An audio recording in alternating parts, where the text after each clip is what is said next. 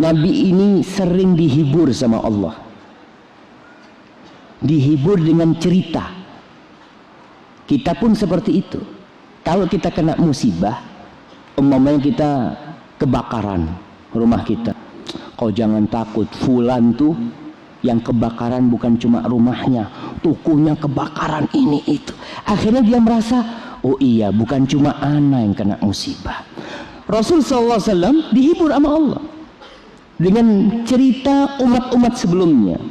Walaqad arsalna ila umamin min qablika fa'akhadnahum bil ba'sa. Kemudian kita coba mereka dengan ba'sa, dengan petaka-petaka, dengan kemiskinan, dengan kejadian-kejadian alam yang menyebabkan hidup mereka sengsara. Gempa bumi, wadharra, penyakit, sesuatu yang membahayakan diri mereka. Apa tujuannya? Kalau kita mau tanya sekali, apa tujuannya kita kena musibah? Allah katakan la'allahum yatadarra'un. Tujuannya itu satu, supaya mereka itu hatinya menjadi lembut, kembali kepada Allah, mohon sama Allah. Jadi tujuan musibah menimpa seseorang agar dia ingat sama Allah. Orang kalau nggak pernah sakit, jamaah, itu biasanya lupa sama Allah. Dan antum lihat, di antara kita nih biasanya ketika usahanya lancar, kajian ke masjid jarang. Ketika bangkrut, antum ke masjid, Masya Allah, ngapain di masjid antum? Nggak pernah kelihatan ke masjid, kok tahu-tahu ke masjid. Dan ini tujuannya musibah itu diturunkan, agar dia kembali kepada Allah Subhanahu wa ta'ala, ingat sama Allah apapun musibahnya.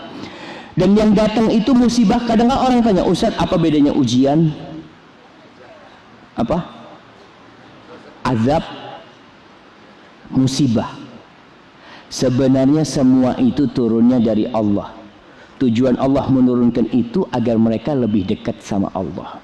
Kalau orang yang soleh, maka dia akan semakin dekat sama Allah lagi. Kalau orang yang nggak soleh, maka dia akan jadi orang yang soleh. Tapi tujuannya adalah supaya dia memohon kepada Allah, bertauhid kepada Allah, memperbaiki ibadahnya. Allah katakan, falaula idh ja'ahum ba'suna tabarra'u. Andai kata ketika mereka dapat musibah, mereka itu kembali kepada Allah, mohon sama Allah, dekat sama Allah, ditinggalkan semua kesyirikan-kesyirikan mereka, tindakan-tindakan yang nggak benar, yang tidak pantas ditinggalkan. Itu harapannya. Para jamaah, Aceh berduka, gempa. Tahun ini gempa yang sekarang ini, Masya Allah, itu dari teman-teman yang di Aceh ada 14 masjid yang rusak. 14 masjid, mungkin lebih, yang rusak. Saudara-saudara kita yang ada di Bima juga mereka sedang menangis. Allah kasih petaka yang mungkin tidak pernah ada dalam bayangan mereka itu terjadi. Kalau Jakarta banjir udah biasa. Makanya orang-orang di Jakarta banjir itu nggak ada yang ribut gitu loh. Mereka ketika datang naik, ya alhamdulillah memang kayak gini tiap tahun Ustaz. Kalau nggak banjir takut kita. Ini kok nggak banjir gitu kan. Tapi karena udah kebiasaan, udah bismillah kata mereka. Dan buktinya mereka nggak mau pindah. Orang yang kena banjir apa mau pindah? Anak mau pindah? Enggak. Mereka alhamdulillah Ustaz, kayaknya rezekinya di sini. Mereka lanjut hidup di situ. Allah katakan, andai kata ketika mereka dapat musibah, mereka tuh kembali kepada Allah. Dan subhanallah jamaahnya, wallahu alam, kita tidak berani berbicara kecuali dengan ilmu. Musibah yang menimpa saudara-saudara kita di Aceh tujuannya satu. Apa? Agar mereka kembali kepada Allah Subhanahu wa ta'ala. Musibah yang menimpa saudara kita di Bima cuma satu tujuan, agar mereka kembali kepada Allah. Itu akan jadi azab kalau mereka nggak kembali kepada Allah Subhanahu wa ta'ala. Kalau mereka kembali kepada Allah akan jadi rahmat, itu bala. Berapa banyak orang yang Masya Allah ketika sehat gagah perkasa nggak pernah ke masjid. Ketika sakit-sakitan, Masya Allah minta diantar ke masjid.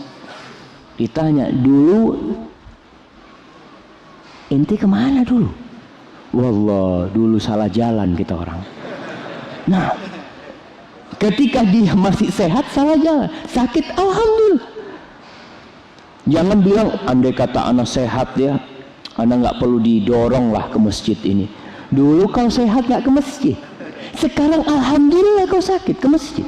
Dan itu nikmat jauh lebih besar daripada nikmat sehat sebenarnya jamaah. Orang kalau sakit ya mungkin dia akan merasakan kepedihan di tubuhnya, tapi kalau orang jauh dari Allah maka dia akan ditimpa api neraka jamaah. Apa kata Allah? Nih orang-orang yang sudah kena musibah tapi tetap nggak balik, walakin qasat qulubuhum. Yang terjadi hati mereka tambah keras. Ini yang akan jadi azab buat mereka. Ketika dikasih musibah nggak ke masjid. Ada orang dapat musibah malah bunuh diri. Iya. Ada orang yang sakit, dia sudah tidak tahan dengan sakitnya, loncat dari apartemen. Hatinya semakin keras, bukannya dia balik kepada Allah. Dia mengatakan, ya Allah, ini penyakit dari Engkau, yang bisa menyembuhkan hanya Engkau, dan aku pasrah kepadamu. Selesai tugas dia. Ada seorang jamaah yang subhanallah, kita ini harus senantiasa husnudzon kepada Allah Subhanahu wa taala.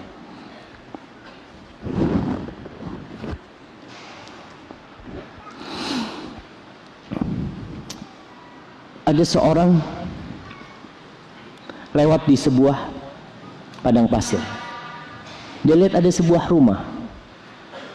Dilihat di situ ada orang yang cacat, yang tangan kakinya udah nggak bisa bergerak.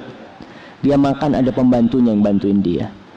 Dia senantiasa bersyukur, alhamdulillah, Allahumma lakal hamdu. Orang ini bingung, apa yang kau syukuri gitu loh. Engkau kena musibah kayak gini, ya Allah, alhamdulillah.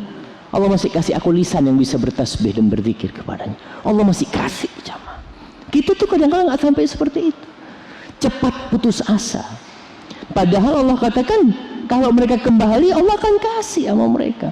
Walakin qasat qulubuhum. Hati mereka menjadi keras. Kena musibah tetap nggak kembali kepada Allah.